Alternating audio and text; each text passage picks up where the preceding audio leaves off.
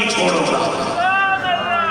پھر ارکل روم نے کہا دیکھیں اگر آپ مسلمان، اگر آپ نصرانیت قبول نہیں کرتے تو یہ تمام جو آفریں ہم نے تجھے کی آپ نے ٹھکرا دیا، تو یقین کرو اگر آپ نے یہ سارے ٹھکرا کر بھی اگر اسلام نہیں چھوڑتے تو سن لو اب تمہیں موت کا سامنا کرنا پڑے گا، تمہیں قتل کر دیا جائے گا۔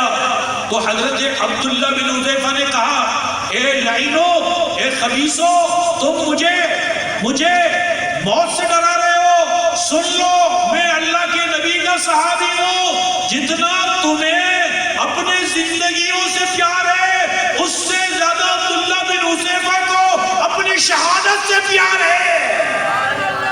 ہم تو شہادت کے لیے ترستے ہیں۔ اللہ حضرت عبداللہ بن حذیفہ کے بارے میں اپنے سپاہیوں کو کہا انہیں پہلے ڈرانا ہے، کسی نہ کسی طریقے سے ہم اس کو نصرانی بنائیں گے۔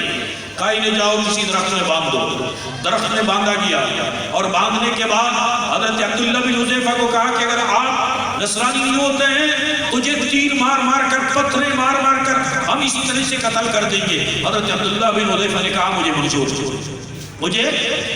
ہے۔ ڈرایا، دھمکایا، خوفزدہ کیا، جسمانی اور باقی ہر طریقے سے ذہنی طور پر ٹارچر کیا گیا، لیکن عبداللہ بن حذیفہ ڈگمگائے نہیں، کہا مجھے سب کچھ منظور ہے۔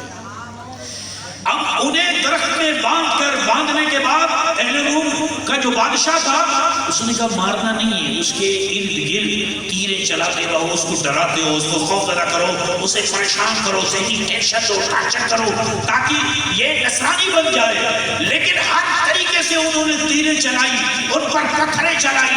حضرت عبداللہ بن حذیفہ زخمی ہو گئے۔ ان کا ایک ہی نعرہ تھا نہیں، میں رسول اللہ کی غلامی نہیں چھوڑوں گا، میں رسول اللہ کے نام پر مر مٹنے کے لیے تیار ہوں۔ اللہ پھر قید میں ڈال دیا گیا۔ قید میں ڈالنے کے بعد اب انہوں نے دوسرا حربہ استعمال اس طرح سے کر دیا، ایک خوبرو حسین جمیل لڑکی کو یہ سونپا گیا کہ اب کسی نہ کسی طریقے سے آپ ان کے کمرے میں جائیں گے اور جانے کے بعد اپنی طرف راغب کریں گے اور اسے بدفعلی پر، برائی پر، زنا پر قائل کر کے اس طریقے سے جب یہ زنا کر بیٹھے گا تیرے قابو میں آ جائے گا تو خود بخود یہ اسلام چھوڑ کر نصرانیت قبول کرے گا۔ اللہ حضرت عبداللہ بن حذیفہ کو ایک بند کمرے میں رکھا گیا، اور بند کمرے میں رکھنے کے بعد حسین جمیل خوبصورت لڑکی کو کھانا وغیرہ قسم کے مختلف چیزیں کھانے کی انہیں دے کر وہاں کمرے میں بھیج دیا گیا۔ بھیجنے کے بعد پوری رات گزر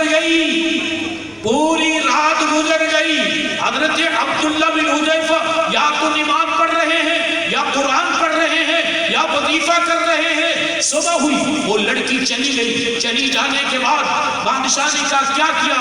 کہا تم نے کیسے ایک پتھر نما انسان کے پاس بھیجا ہے، انہیں یہ تک پتہ نہیں چلا کہ میرے کمرے میں کوئی مرد آیا ہے، کوئی عورت آیا ہے۔ انہوں نے ذرہ بھر میری طرف دیکھا نہیں۔ ارے جس نے رسول پاک کو دیکھا ہے وہ دنیا کی حسین عورتوں کو کیا دیکھیں گے؟ کیونکہ حقیقی معنوں میں ان کے دل میں عشق رسول تھا، محبت رسول تھا، اللہ تعالیٰ کے رسول کے عشق میں فنا ہو چکے تھے، ہر چیز میں انہیں رسول اللہ نظر آتا تھا۔ جب اس میں ناکام ہو گئے تو ناکام ہونے کے بعد پھر حضرت عبداللہ بن حذیفہ کے لیے، انہیں ڈرانے کے لیے، خوفزدہ کرنے کے لیے ان ظالموں نے دوسرا حربہ کیا استعمال کیا؟ کفی فور ایک بڑا دیگچی لایا جائے، ایک بڑا دیگ لایا گیا، اس کے اندر تیل ڈالا گیا، تیل ڈالنے کے بعد اسے چولہے پہ رکھا گیا، تیل کو گرم کیا گیا، گرم کرنے کے بعد حضرت عبداللہ بن حذیفہ کے ہاتھ اور پیروں میں ہتھکڑیاں لگا کر انہیں وہاں لایا گیا، اور ان کے سامنے ایک مسلمان کو لایا گیا، اور مسلمان کو لانے کے بعد اس تیل کے اندر اسے زندہ ڈالا گیا، اور زندہ ڈالنے کے بعد وہ تیل کے اندر جل گیا، گوشت سارا پگھل گیا، چربی پگھل گیا، اس کی ہڈیاں اوپر آ گئے، اور حضرت عبداللہ بن حذیفہ یہ سارا منظر دیکھ رہا ہے۔ انہوں نے پڑھا انا للہ و انا الیہ راجعون۔ حضرت عبداللہ بن حذیفہ کو کہا گیا آپ نے دیکھا یہ قیدی ہمارا تمہارا ساتھی تھا، مسلمان تھا، انہوں نے ہمیں نہیں مانا، ہم نے کس طرح سے اسے جیل میں ڈالا اور کس طرح سے اس کی ہم نے زندگی کو تباہ کر دیا، اب بھی تیرے پاس موقع ہے کہ آپ ہمیں مان لو، نصرانیت قبول کر لو، موت سے بچ جاؤ۔ کہو ظالمو، یہ تمہارے لیے موت ہے، یہ شہادت میرے لیے زندگی ہے۔ دیکھا، یہ پھر بھی نہیں مان رہا، پھر بھی نہیں مان رہا۔ حضرت عبداللہ بن حذیفہ رضی اللہ تعالیٰ عنہ ایک ایسا مجاہد، دنیا کی ساری طاقتیں مل کر بھی رسول اللہ کے غلامی سے اسے نہیں ہٹا سکتے تھے، اس لیے صحیح معنوں میں اس نے کلمہ پڑھا تھا، لا الہ الا اللہ۔ آپ بھی پڑھتے ہیں لا الہ الا اللہ، میں بھی پڑھتا ہوں، بخدا یہ کلمہ زبان سے نکل کر اگر دل کے اندر جگہ پیدا کر لے تو جگہ پیدا کرنے کے بعد دنیا کی کوئی طاقت اسے اس کے راستے سے نہیں ہٹا سکتا۔ تو ہر صحابی رسول نے جو زبان سے کلمہ پڑھا تھا اسے اپنی دل میں جگہ دے رکھا تھا۔ جب تمام حربے انہوں نے استعمال کیا، مگر حضرت عبداللہ بن حذیفہ کو اس کے راستے سے نہیں ہٹا سکا۔ ادھر سے حضرت عمر فاروق رضی اللہ تعالیٰ عنہ کو بتایا گیا، حضرت عبداللہ بن حذیفہ گرفتار ہوئے۔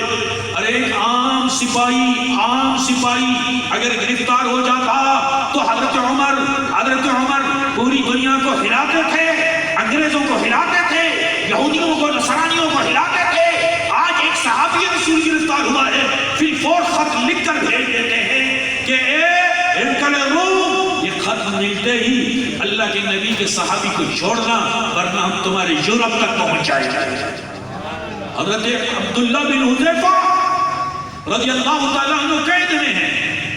اب وہ بادشاہ ہر طریقے سے ہمت ہار چکا تھا، آخر میں حضرت عبداللہ بن حذیفہ سے کہتے ہیں، یار اتنا تو کر، جاتے جاتے میں آج تمہیں چھوڑ دیتا ہوں، میرے پیشانی کو چھو۔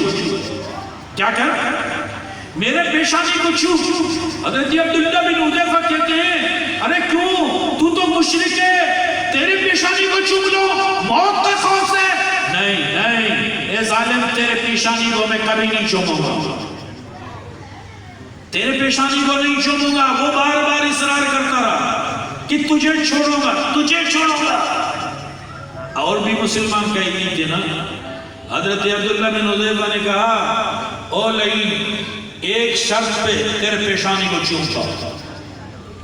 بات سمجھ میں آ رہا ہے؟ ایک شرط پہ تیرے پیشانی کو چومتا ہوں۔ کہا وہ شرط کیا ہے؟ کہ جو باقی مسلمان قید میں ہیں ان کو بھی چھوڑو گے۔ زور سے کہہ دو سبحان اللہ۔ ارے صحابی رسول کو اس کو ڈرایا جا رہا ہے، تیروں سے تجھے شہید کر دیں گے، کہاں منظور ہے؟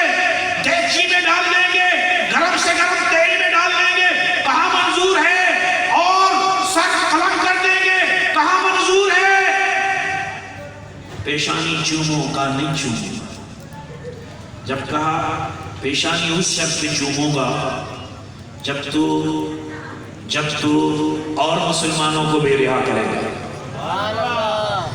یعنی نبی پاک صاحب الاولاد صلی اللہ علیہ وسلم کا یہ صحابی رسول کو کی تربیت میں یہ شامل تھا، جہاں تمہاری جان کی ضرورت ہو جان دے دو، لیکن اگر تمہاری وجہ سے کسی مسلمان کو فائدہ پہنچ رہا ہے تو ایک مشرک کی پیشانی کو چوم کر اپنے مسلمان کو فائدہ دے دو۔ کتنی مسلمانوں سے محبت کرتی تھی، کتنی رسول اللہ صلی اللہ علیہ وسلم کے کلمہ پڑھنے والوں سے محبت کرتے تھے۔ آج ہم اگر کشمیر کا مسلمان گولیوں سے چھٹی ہو رہا ہے، آج فلسطین کے اندر مسلمانوں کو تکلیف دیا جا رہا ہوتا ہے،